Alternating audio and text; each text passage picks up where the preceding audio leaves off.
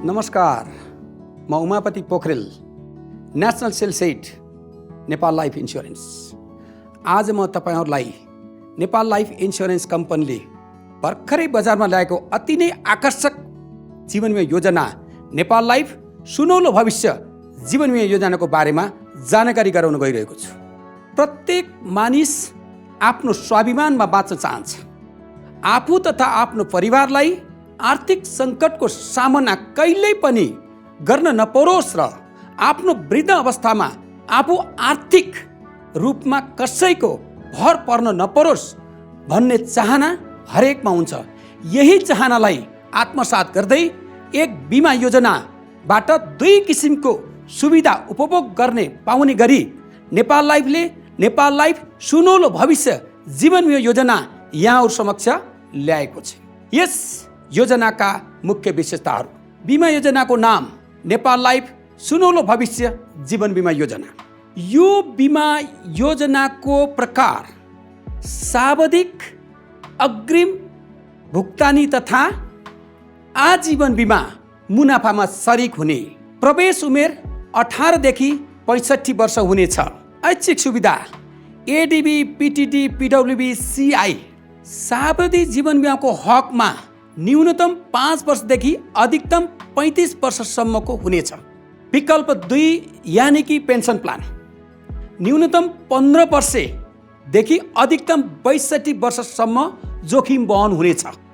यहाँहरूलाई स्मरण रहोस्, 65 वर्षको व्यक्तिले यदि न्यूनतम 5 वर्ष बिमा गर्छ भने 70 वर्षमा उसको बिमाको अवधि पुरा हुन्छ। त्यो बेलामा उसले बिमाङ्क रकम लिनेछ। 70 वर्षपछि लगातार उसले बिमाङ्कको 5% 79 वर्षसम्म प्राप्त गर्नेछ। 80औं वर्षमा उसले के गर्नेछ, फेरि उसको बचत आर्जित बोनस प्राप्त गर्नेछ। 80 माइनस 65 = 15 वर्ष जोखिम वहनको पिरियड रहनेछ। त्यसै गरी यदि 18 वर्षको व्यक्तिले यो पेन्सन प्लान लिएको छ भने 80 माइनस 18 = 62 वर्षसम्म यो पेन्सन प्लानको जोखिम वहन रहनेछ। बिमा समाप्ति अधिकतम उमेर विकल्प 1 सावधिक जीवन बिमाको हकमा 70 वर्ष हुनेछ र विकल्प 2 पेन्सन प्लान आजीवन बिमाको हकमा 80 वर्ष हुनेछ। बिमा शुल्क भुक्तानी तरिका वार्षिक, अर्धवार्षिक, त्रैमासिक, मासिक स्यालेरी सेभिङ स्किम। तर एकल बिमाको हकमा भने केवल सावधिक जीवन बिमा मात्र दिइनेछ। एकल बिमा शुल्क तिर्ने तरिका पेन्सन प्लानलाई दिइने छैन। न्यूनतम बिमाङ्क रकम 25,000 को हुनेछ र अधिकतम बिमाङ्क रकम आय स्रोतको आधारमा जति रकमको पनि गर्न सकिनेछ। यस योजनामा समावेश भएका सुविधाहरू। बिमा शुल्क तिर्ने तरिका। यस योजनामा यदि कसैले वार्षिक बिमा शुल्क तिर्दछ भने छुट छैन। अर्धवार्षिक बिमा शुल्क बुझाएमा 1% थप शुल्क लाग्नेछ। त्रैमासिकमा 2% थप लाग्नेछ र मासिकमा 2% थप लाग्नेछ। कर्जा लिने व्यवस्था साथै बिमा समर्पण गर्ने व्यवस्था पनि गरेको छ। वार्षिक 3 किस्ता बिमा शुल्क भुक्तानी गर्नुको साथै बिमा प्रारम्भ मितिबाट 3 वर्ष पुरा भइसकेपछि यदि बिमितले कर्जा चाहिएको खण्डमा उले आफ्नो बिमा लेखलाई धितो राखी कर्जा लिन पनि सक्नेछ।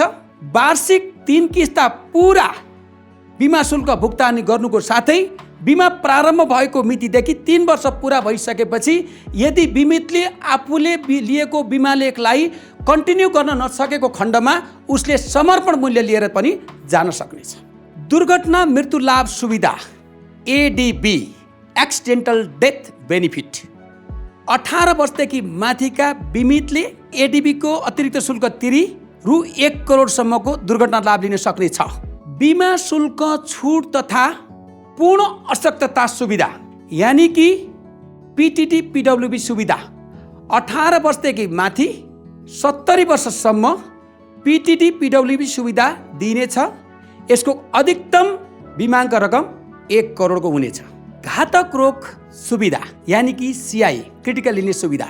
18 वर्षदेखिका बिमितले अतिरिक्त बिमा शुल्क तिरेर बिमाङ्क रकम बराबर अधिकतम 50 लाखसम्मको यो CI सुविधा लिन सक्नेछन्।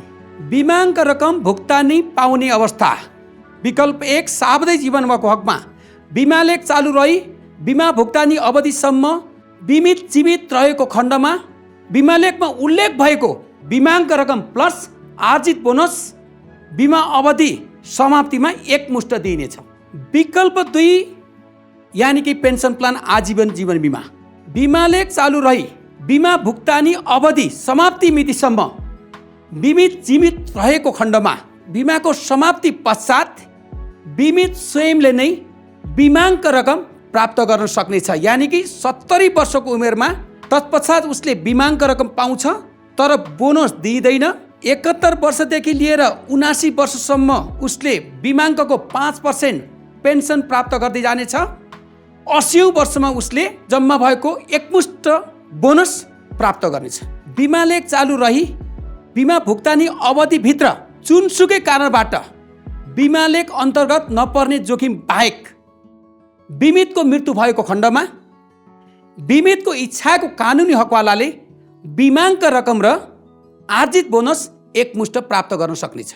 यो विकल्प 1 को हकमा। विकल्प 2 यानी कि पेन्सन प्लानको हकमा बिमा लेख चालू रही बिमा अवधिभित्र बिमा गरेको व्यक्तिको मृत्यु 70 वर्षभित्रमा भएमा इच्छाको कानुनी हकवालाले बिमाको रकम र बोनस एकमुष्ट प्राप्त गर्न सक्नेछ।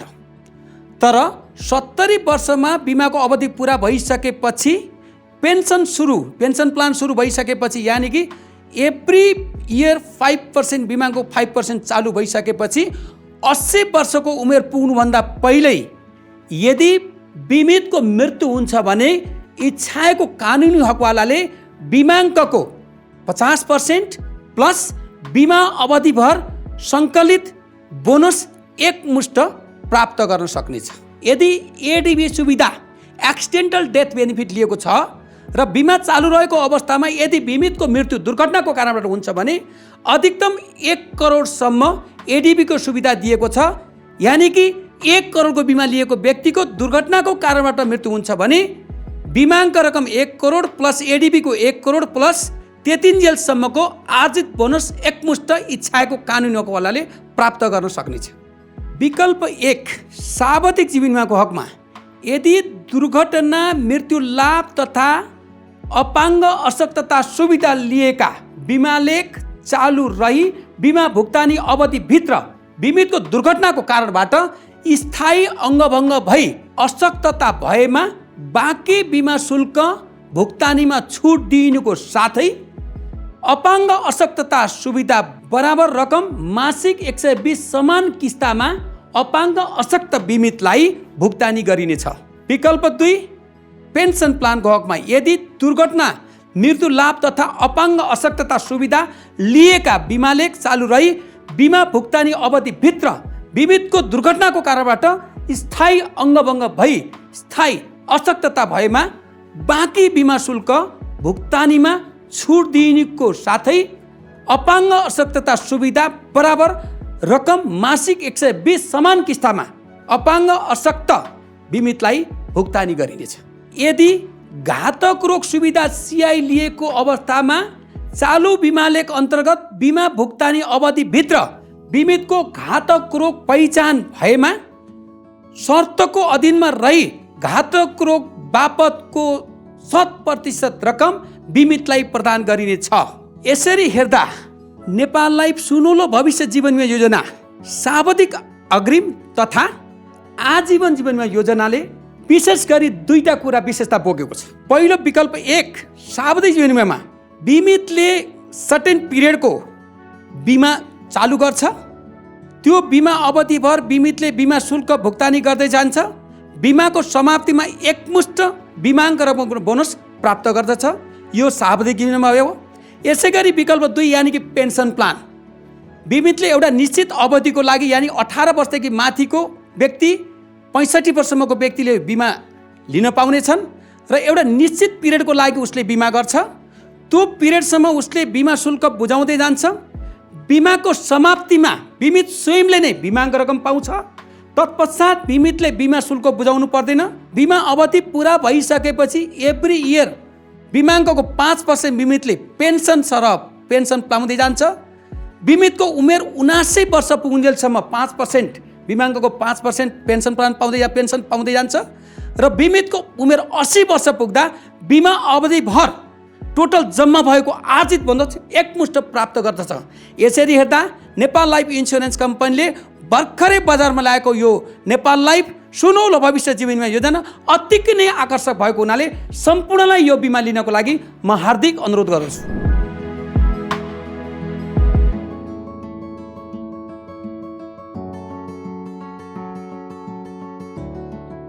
नेपाल लाइफ, किनकि जीवन अमूल्य छ।